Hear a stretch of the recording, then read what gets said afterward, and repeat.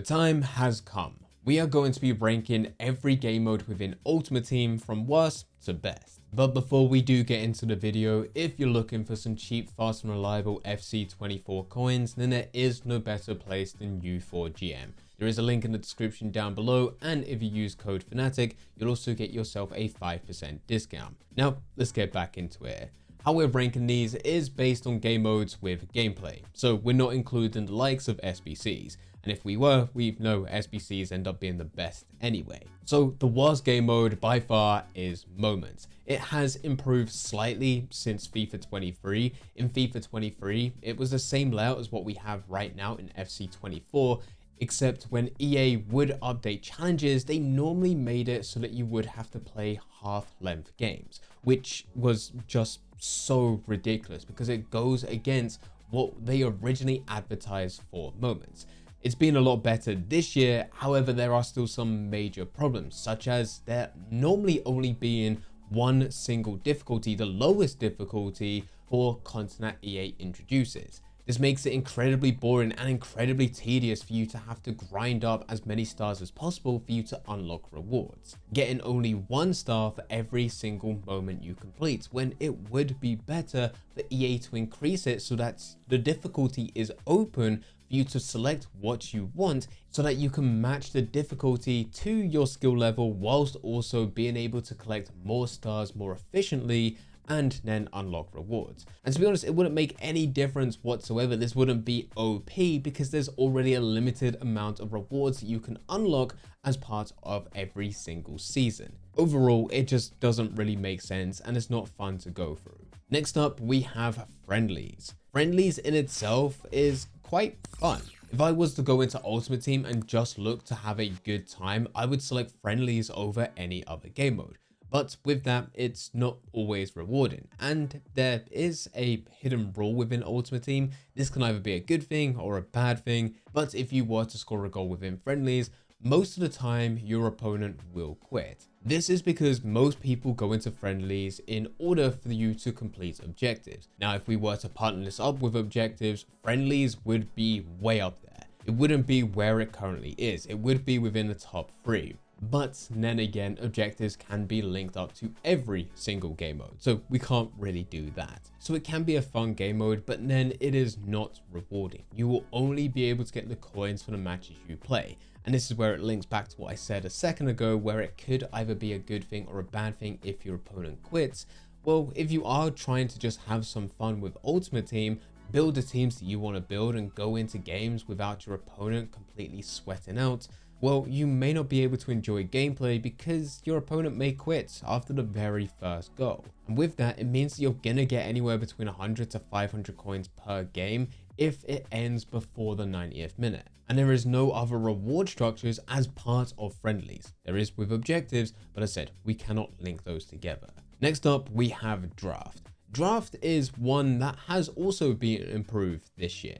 For the longest time, in order for you to change a player's position, you would need a position modifier, but you could not bring those over into Draft. So before, where you would be able to go and get a player who is a right wing, but you haven't got a formation that supports a right wing, you would need to go and put them as a right mid, and they could get a maximum of 6 chemistry. And in FIFA 23, it got worse because they would have 0 chemistry and wouldn't give chemistry to anyone, nor would they have any. What really sucked is even if there was a player who was a right wing and had an alternative position to be a right mid, you still could not change them. That has been updated this year as position modifiers are no longer part of the game, and with that, players will automatically transition to the position they move them to as long as it is either a preferred or an alternative position. So that has improved. But other than that, Draft is exactly the same as what we've had in previous years. There is a bit more of a risk to Draft compared to any other game mode because in order for you to enter,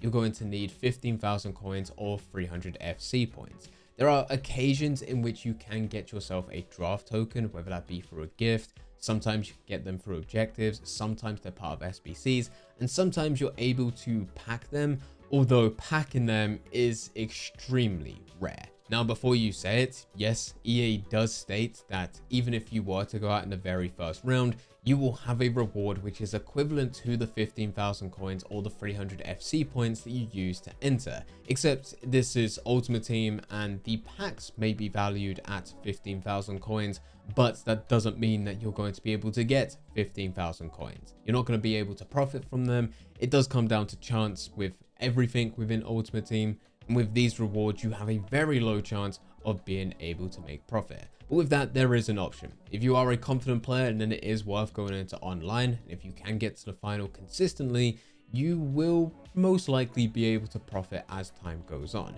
If you're not a confident player, then you could always go to the single player draft. But this is also another problem with draft, and that is with other game modes, which we will talk about in a second. This year, when playing against the AI, EA has reduced the total half lengths, except they did not do that with single player drafts. So you're going to have to play a full game, and playing against the AI is very tedious. Next up, we have squad battles, and squad battles is one of those game modes that we just somewhat briefly hinted to, which is this year it has also been improved in that half lengths are now 4 minutes long. A total game will be around 10 minutes. That's because you have two halves taking you up to 8 minutes, plus also the time it takes for you to get into the game and those initial cutscenes. Then halftime, if you're going to pause the game and make any substitutions, any set pieces, all of this gradually starts to add up and is normally around 10 minutes long. And the reward structures from themselves for every single game that you play, and also from your weekly rewards,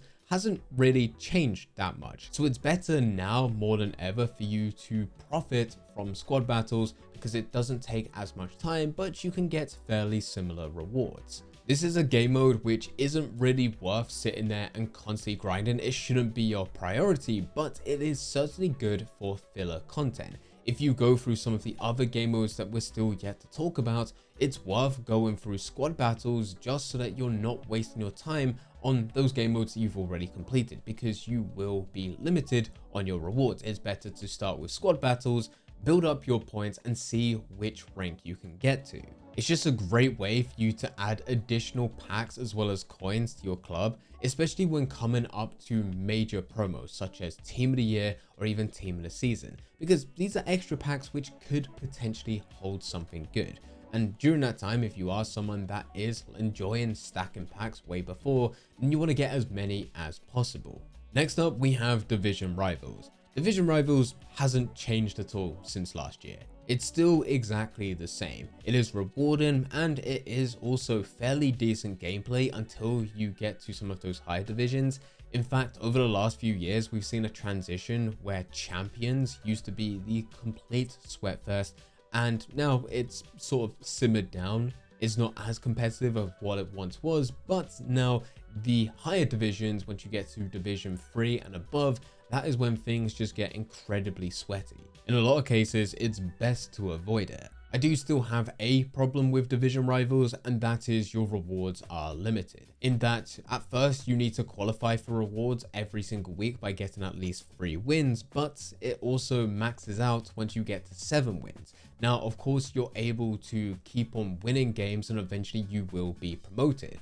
But with that, it does depend on how many games you need to play. Maybe you're nowhere near to being promoted within Division Rivals, and you're going to play all of those games only for you to really get a small upgrade in your overall reward. And that is when it is better to do what I said earlier and go and start completely fresh on a different game mode, such as going through squad battles and just trying to get a few thousand points to increase your rank over there. That is better and more profitable than you going through Division Rivals. And finally, we do have Champions. Champions is still by far the best game mode in Ultimate Team. As said, it's sort of had this transition over the past few years where it's not as competitive as what it used to be. I remember when FUT Champions was first added and you would need to go and play 20 games over just a weekend, so just Saturday and Sunday. And no matter how much you progress through the weekend league, you would not be automatically qualified for the following week. You would still need to sweat it out, go back to the beginning and qualify again. It was ridiculous. But now it is more free. Yet again, just because it is EA, it's still not perfect. Ultimate Team has this problem over the weekends where gameplay becomes incredibly slow and sluggish. And of course, this affects the champions finals. You end up going through and gameplay is just so bad. Most of your players, even if they have high agility, they have a turn in circle of a bus. There will be button delay and you'll also experience speed up lag. When it is good, it does feel amazing. If you can get your games in on Friday morning and also on Saturday, that is really prime time. You end up not being bothered even if you lose games because you're just having fun. And with it, you're able to be rewarded with the games that you go through. Because of course you get your coins from every single match, plus also champions rewards, whether that be the playoffs or finals, are really good and you get paid out immediately once you finish your games. This is my list from ranking every single game mode from worst to best within Ultimate Team. Even with the best, there are still quite a few complaints just because it is Ultimate Team, and of course it's still EA. That hasn't changed. Despite the name change, EA themselves haven't changed. But let me know your thoughts in the comment section down below. You agree or disagree? How would you go and order these game modes within Ultimate Team? Let me know in the comment section down below. But anyway, thank you very much for watching.